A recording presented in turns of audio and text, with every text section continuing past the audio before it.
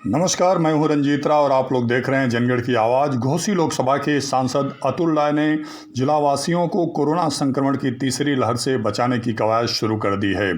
सभी व्यवस्थाओं के साथ साथ 5 ऑक्सीजन कंसंट्रेटर और बच्चों की दवा की अलग से व्यवस्था की गई है।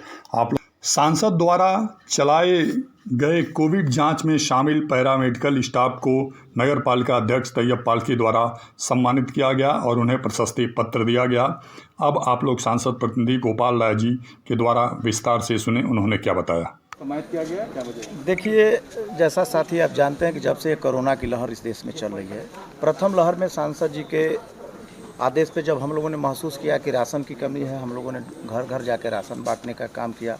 दूसरी लहर में ये महसूस हुआ हम लोगों को कि ऑक्सीजन और दवा की आवश्यकता है इस देश के लोगों को, तो हम लोगों ने घोसी लोकसभा में सांसद जी के द्वारा पैरामेडिकल स्टाफ का गठन किया गया, जिसमें हमारे 17 तारीख से 27 अप्रैल से लगातार एक टोल फ्री नंबर जारी हुआ, जिस पे घोसी लोकसभा के लोगों ने कॉल किया और हमारे जो एम्स के डॉक्टर है, एक पैनल जिसका सांसद जी ने गठन कराया था टेलीमेडिसिन सेंटर का, उसके द्वारा ये पैरामेडिकल के स्टाफ जिन लोगों ने भी हमारे टोल फ्री नंबर पे संपर्क किया, हम उनके यहाँ निःशुल्क दवा पहुँचाने का काम किए।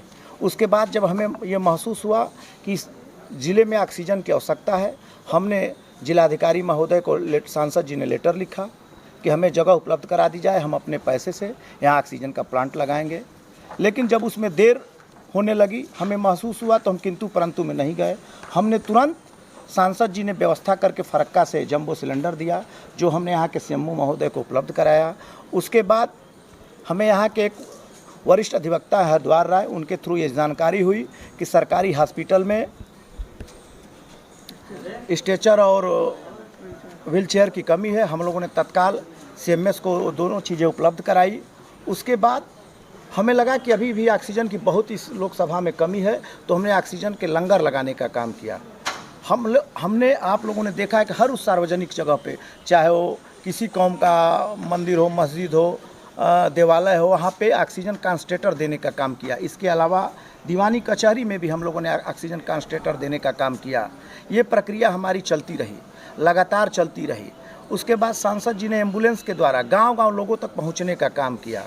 इस पूरे घोसी लोकसभा में, जिसका डाटा मैं आप लोगों को दूंगा अभी 2 मिनट में, रॉकी जी अभिनव जी डाटा दीजिए।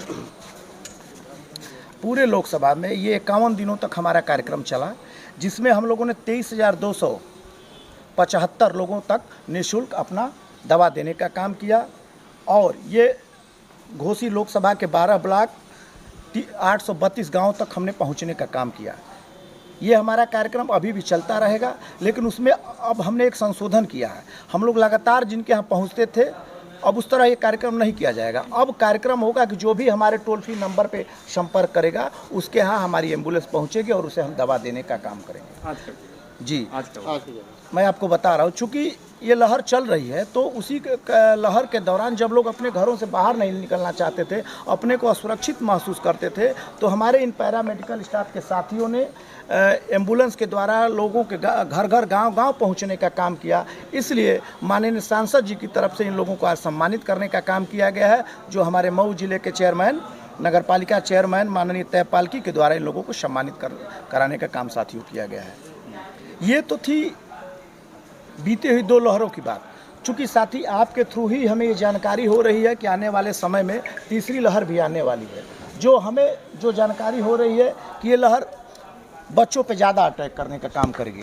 तो माननीय सांसद जी ने, चूँकि ये हमारा 2 कार्यक्रम ये दोनों लहरों के शुरू होने के बाद हुआ था, लेकिन अब हम पहले से सचेत हैं कि जो ही घोसी लोकसभा में तीसरी लहर आएगी, हम उसकी व्यवस्था पहले से करेंगे। इसमें क्या क्या बृहद कार्यक्रम है, ये मैं आपको डॉक्टर दिनेश जी बताएंगे। ये डॉक्टर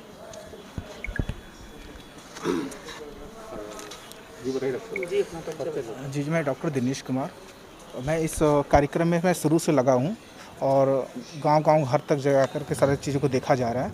तो भैया ने, गोपाल जी ने बताया है कि अब तीसरी लहर आने वाली है, उसके लिए सांसद महोदय की तरफ से हम लोगों के लिए एक जागरूक तौर पर बता दिया गया क्या करना क्या नहीं करना। हम लोगों ने प्रोटोकॉल बना लिया कि वो समय आने से पहले ही हम लोग उस चीज़ के लिए तैयार हैं। हर गाँव में हम लोग मेडिकल कैंप लगा देंगे, हर एक विधानसभा में, जिससे कि इस बार की तरह हम लोग को दौड़ना ना पड़े हम लोगों को इस तरह। पीडियाट्रिक डॉक्टर की भी हाँ हाँ, हमारे पीडिया के डॉक्टर हम लोगों ने हर विधानसभा के लिए एक एक अपॉइंटमेंट कर रहे हैं, जो बात भी चल रही है और पॉजिटिव में चीज़ें जा रही हैं और हम लोग बहुत जल्दी तैयार हो जाएंगे उस चीज़ों के लिए। घोसी के सांसद माननीय अतुल राय जी के निर्देशन पे उनके प्रतिनिधि गोपाल राय जी ने पूरा इस कोरोना काल में एम्बुलेंस, दवा, कंसंट्रेटर और जो भी मेडिकल सहायता है वो देने का काम किया। सबसे पहले तो इन्हें बधाई दूंगा इनके स्टाफ को, जो इन्होंने पैरामेडिकल का स्टाफ बना रखा है और जो पूरे